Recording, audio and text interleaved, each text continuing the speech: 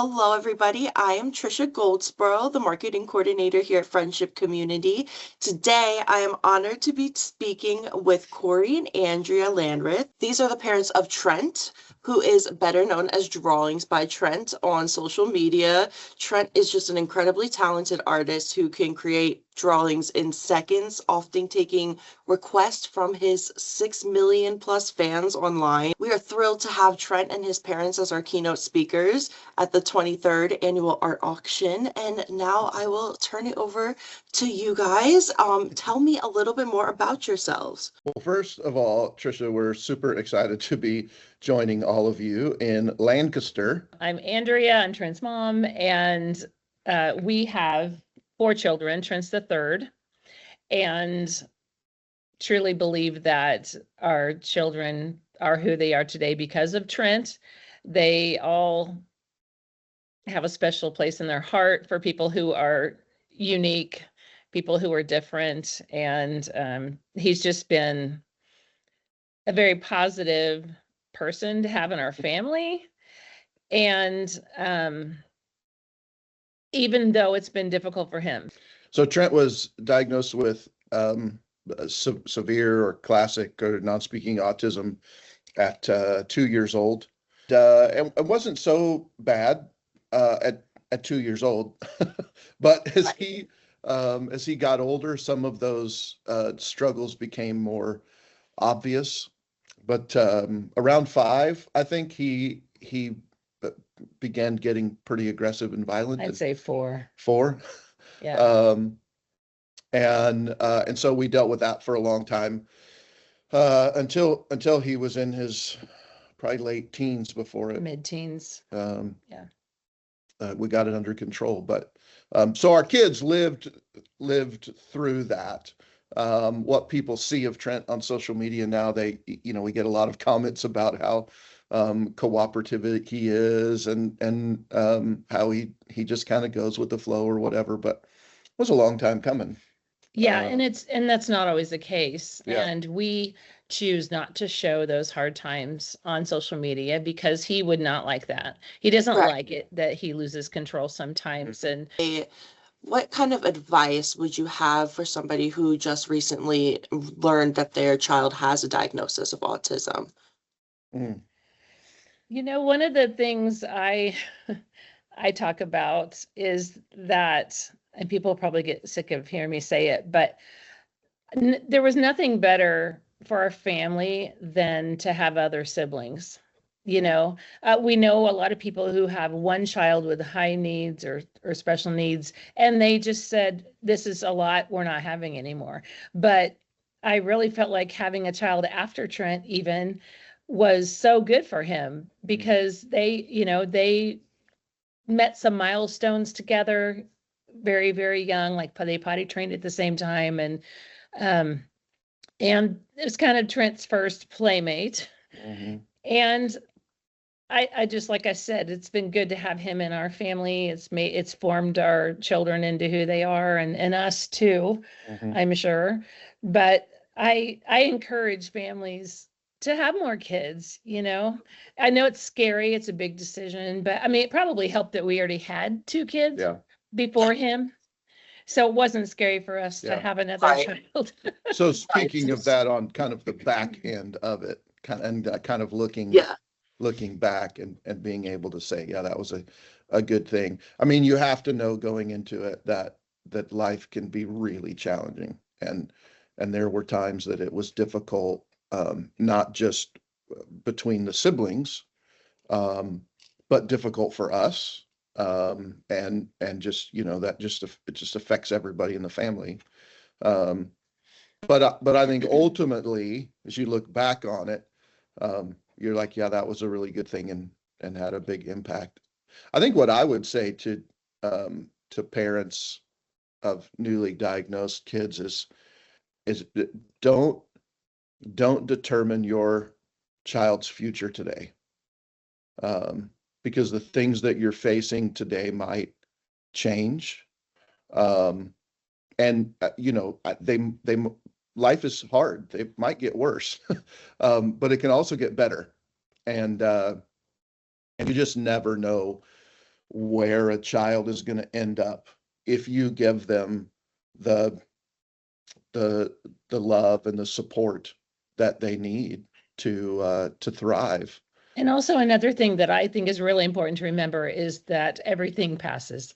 This too shall pass has just been in my head his whole life. Yeah. And it does change eventually. Sometimes it feels like forever, but it does. You get through that and then you're on to a new phase. And I just think remembering that to just hang in there, it's something's got to give eventually, and just trust that's going to happen. During the beginning stages to kind of find a community or find tips on how to help with everything? Honestly, back then, the internet was a thing, but not so much a Well, thing. Back then it was dial-up, and so you didn't spend a lot of time on it. Yeah.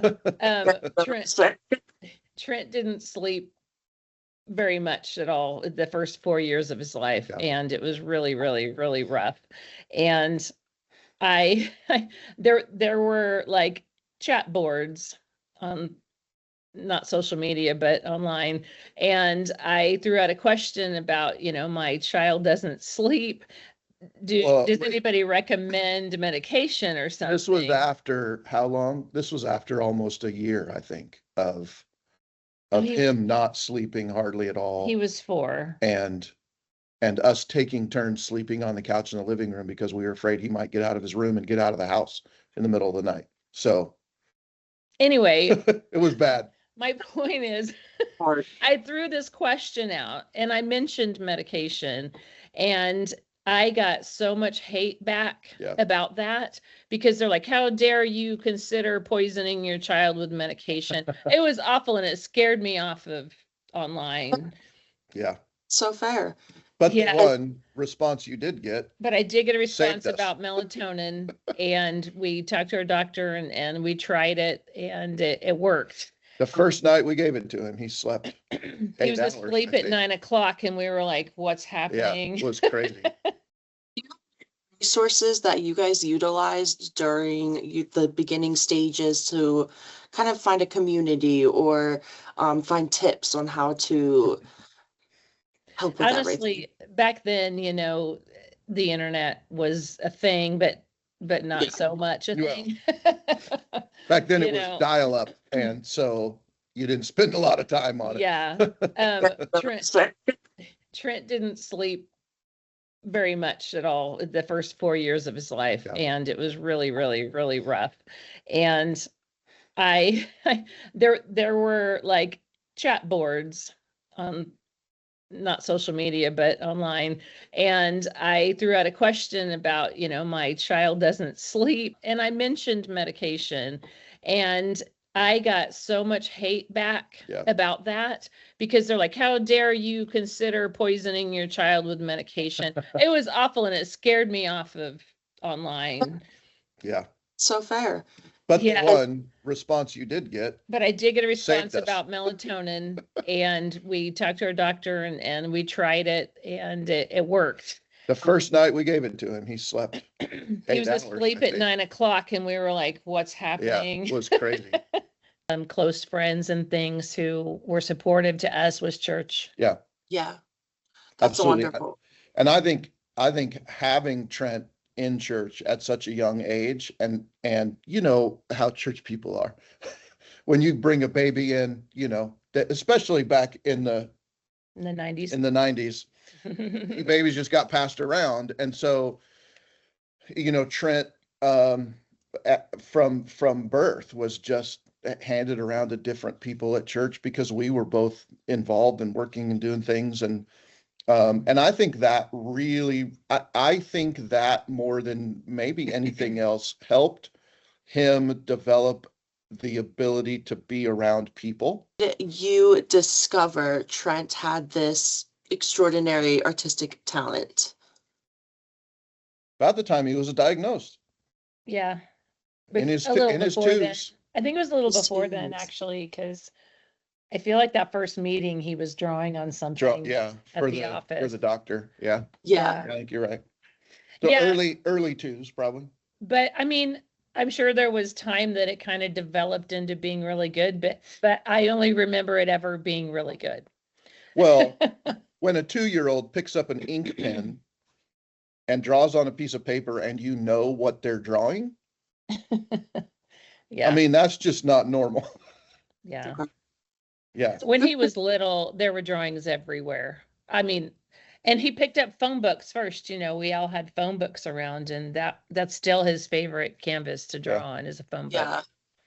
But we had to get to that point where we were like, what's more important, giving Trent this outlet and freedom to draw, or making sure that he fits into like rules,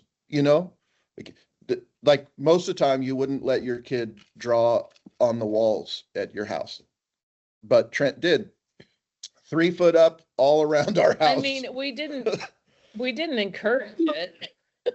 Yeah, It just happened. Right. But we didn't freak out We didn't punish him. when Right. he did. Yeah. Now, if No, the it's other kind of kids cute. tried to draw on the wall, that was a different story. Right. We actually we put up whiteboards on all of his walls and gave In him his bedroom. Yeah. him dry erase markers and thought he would draw. He was not interested. Didn't want to do it, I but think, everywhere else. I think he likes the pressure of drawing on like the phone book page. It makes a groove in the paper. The wall, it makes a groove in the wall. I think he likes that feeling, and you don't get that on a dry erase. Yeah. It's true. It's very slippery. It's almost a very different texture. Mm-hmm. Yeah. I understand that. And the foam board, that makes so much sense. And then what encouraged you to start posting on social media? Well, when he was little, people always said, you should sell his art. You should make cards. You should do this. And we're like, we have no idea how to do that. And we're just kind of playing the survival game right now. Like, we're just trying to get through life. Well, when you have 4 children and one of them requires as much attention as the other 3 combined, it gets challenging. And we're going to school functions and the kids are playing sports and doing all kinds of things. But honestly, it kind of came down to like, we did not know how to do that. Yeah, we're not business people. Yeah. So Corey yelled at me to come outside one summer because Trent was up on the trampoline drawing with sidewalk chalk. And I came out, started recording, and it was the day after the 4th of July, and there was fireworks going off in the background. Anyway. Everybody thinks we lived in a war zone. It's kind of funny. Yeah. So when I got out there, he was near the end. He had filled the trampoline with animals, and he was sitting on near the edge, drawing them upside down because like worked himself into a corner on Right. the trampoline. Oh, yeah, my but goodness, that's on the he round had to draw trampoline. them upside down, or he'd be sitting on them drawing. Yeah. So Trent drawing upside down on the trampoline. And I posted this on my Facebook page, and it was private to just my friends or whatever. I think this was 2014. Yeah, back when everybody's Facebook pages were private. Yeah. Oh yeah, back then. And so over the next year, people were saying, where's that drawing of Trent on drawing on the trampoline? It was just amazing. Like, I'd love to see that again. So I think it was 2015 or 16. He had one coloring book that they had developed at his school, actually, to help help kind of start a business for him, because like that's obviously his thing is drawing. They had a program called Competitive Integrated Employment, and they were working with him, and they talked to us about like, would you be interested in doing this, because it would not only be an outlet for him and his art, but we could have the students in the CIE program help put the coloring books together, Assemble. things like that. So it would be both kind of for him and for them as well. So anyway, I was laying in bed and on like July 5th, 2016, probably, it popped up on my memories. I'm like, oh, there's that video people keep asking to see. So I shared it again. And then a little bit later, I thought I should change that to public so they can like share it too. Changed it to public and my phone just started exploding.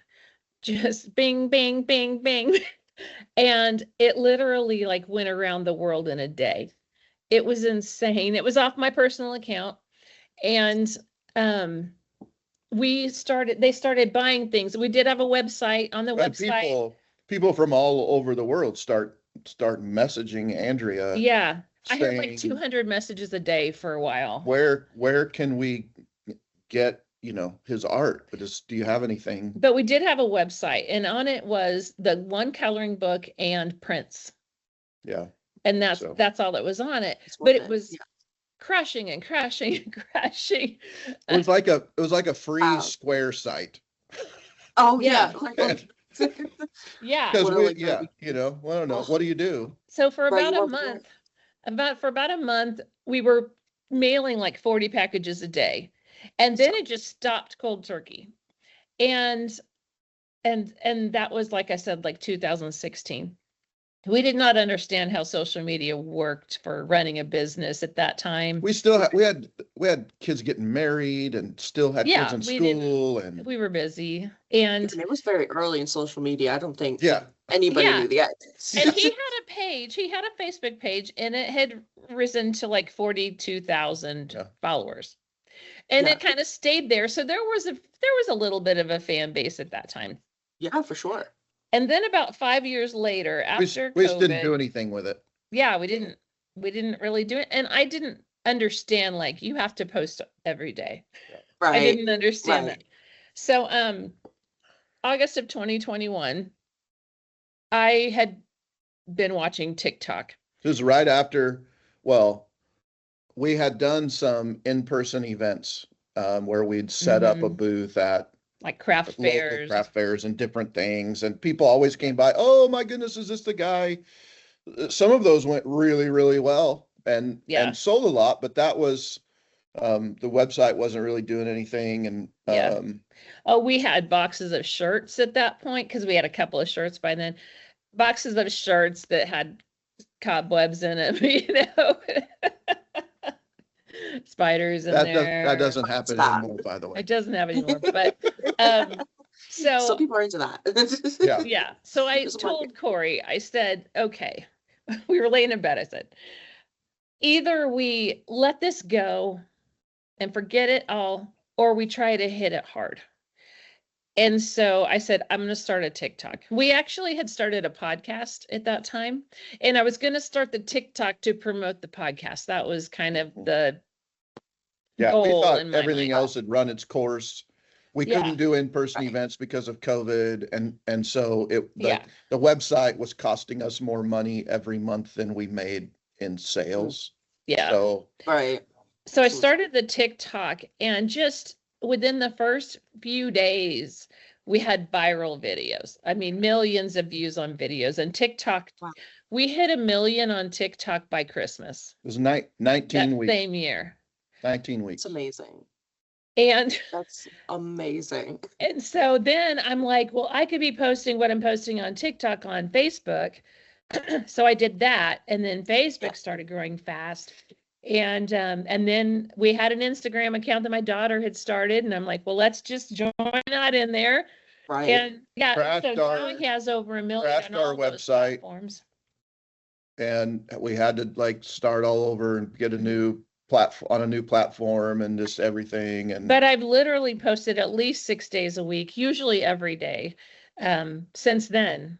Yeah. So 5.5 years. And that's how the business really took off. Yeah, doing the daily posting.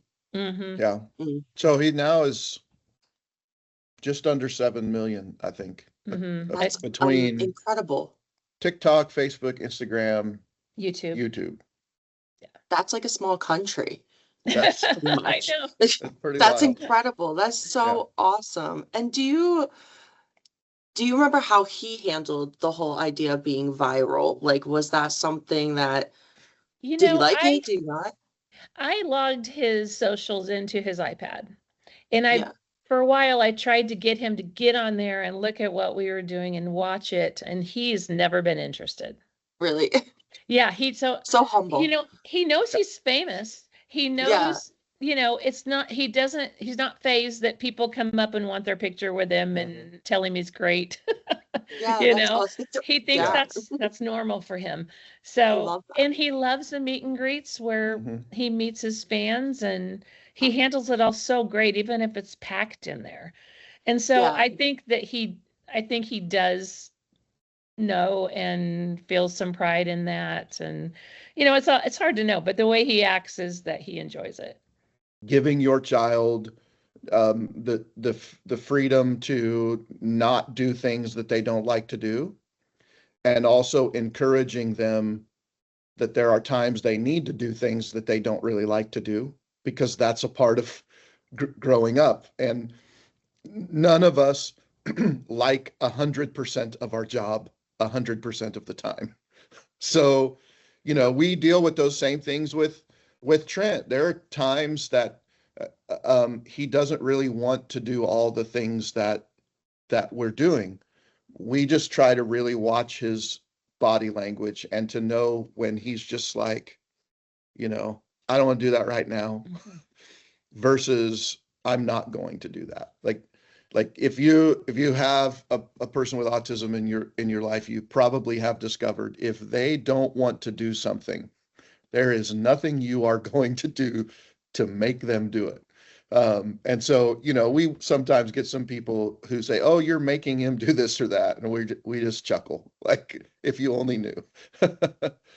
When somebody purchases one of Trent's products, one of his artworks, how does that support his work as an artist? That Trent has, we provide and take care of him for. Um, the business exists really to help fund his future. So Andy and I are, let's just say, we're not getting younger, and thinking about where he's going to be and what he's going to do long after we're gone. And so, we've planned for that, with his care and that kind of thing. And now, we're just trying to make sure um, that having him, with one of his siblings, have him live with one of his siblings, that his presence there isn't going to be a financial drain on them. Because even though Trent can do some things, he can't be left alone. You always have to make plans for Trent. So for 28 years, we've had to make plans and make sure that somebody's here, that he's safe. Well, and he is very independent in the house, but he doesn't understand what to do if there's an emergency. He can't use a phone. He can't call for help. Yeah. The friendship community, we do house adults with intellectual disabilities. Do you have places in Kansas that are like friendship community or similar to that? In our town, we do have a couple of different places that have like duplexes or different complexes for assisted living types of situations. And we've always felt like that made us nervous because he's non-speaking. Yeah. And also we are able to keep him here and with his siblings and things. I feel like he has the interaction with adults that he needs. I don't know of anything that we have in the area, that is as broad as what you guys are doing. And the fact that your faith-based organization in that is just that's a whole other side to it that, of course, is very close to our hearts. And we're just super excited about it. What do you wish people better understood about autism, especially when it comes to the talent and creativity? I think that people often assume when you communicate differently or are unable to communicate in a way that other people can readily decipher, that we assume that individual doesn't have the ability or the awareness to do things that maybe somebody else would. And I think that's a shame, because I think what we've learned with Trent is that when you have a supportive community, whether that's family or friends or church, when you're given the opportunity to thrive in that setting, all kinds of things can come out. And I think you guys have seen that in your gallery, and with your artists as well. Some of the stuff that they have done is just incredible. And while it's completely different from what Trent does, I think that just speaks to the uniqueness of how we're all created, and the abilities that we have. And so I think that diversity ought to be celebrated, and there's space for all of us, even when it seems like we don't fit into that space. Hello, Trent. Hey, Trisha. Hello, how are you doing? I'm sorry. Scoot down. Hi, Trisha. Hello. Hi, Trent. I am such a big fan. Oh, are you? I'm sorry. Are you ready to go to Lancaster? Yes. Yeah. Yes. We are going to try some amazing food. Are you ready to try? Yes. Get Yep. ready. If there's chicken there, he's in. Yep. We are great with chicken barbecue. Good. And pizza. It's a whole thing. Oh, we have the best You got pizza. pizza there? We have the best pizza, I must say. Okay, You'll see. that's a bold stance, Trisha. I know, I shouldn't say that. That's how you get hate. Yeah. Right. You need to watch what I'm saying. Yeah. Well, we're so excited to have you. How are you feeling about going to Pennsylvania, Trent? Are you looking forward to going to Pennsylvania? Yes. Yes. Yeah, Are you still tired? Yes. me too. I understand. You just woke up. Don't want to be bombarded with questions, so I got you. Thank you so much for coming to see me and saying hello, especially when you just woke up, because I need like 20 minutes before I talk. He is zoning, if you can't tell. Yeah, he's so that's pretty good. Thank you so much for everything. You two are wonderful. Thank you for spending some time with me today and talking with me. And we're so excited to have you.